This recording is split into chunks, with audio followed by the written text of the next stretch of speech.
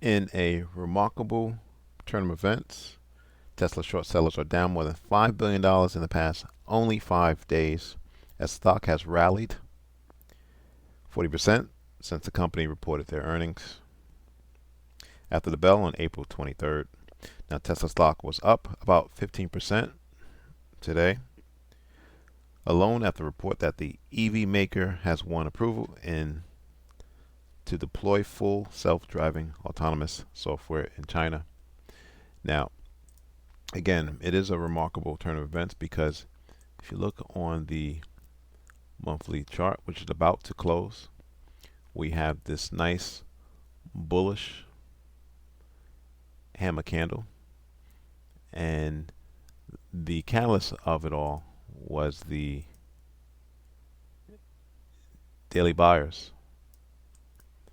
a level that had formed back in January of last year. You had a rally in price, two basing candles, and then a gap higher. Any gap is considered an extended range candle. In this case, it was an extended range green candle. Price attempted to come back to the level, but couldn't, and that drove price all the way up to $300. So, kind of telling you that this was a strong level if price was the return. And what happened along the way down? Price respected this downtrend line, not once, twice, third time. And on the news, we had a gap higher, we had a close above the downtrend line, and then we had another gap higher today, where price has pulled back slightly as price did hit this 100-day simple daily moving average. Now, to put all this into perspective, let's zoom out to the weekly chart. And what you can see is you have a zone roughly about $20 above current levels, and that was formed from this drop in price, one basing candle, and then a drop. So this is a leg in candle, basing candle, leg out, and as price attempted to come back in to this zone that it formed, it couldn't, because price at the time was respecting this downtrend line. Now, last week you can see price close at or just above, which was a potential bullish reversal, and the first confirmation that we got that price wanted to move higher, dating back to really November of last year. However, the next challenge for price is going to be this weekly sellers level at 215, and I anticipate price continuing to move higher because that's where the liquidity is at. Question is whether we're going to get a rally and then a bounce back.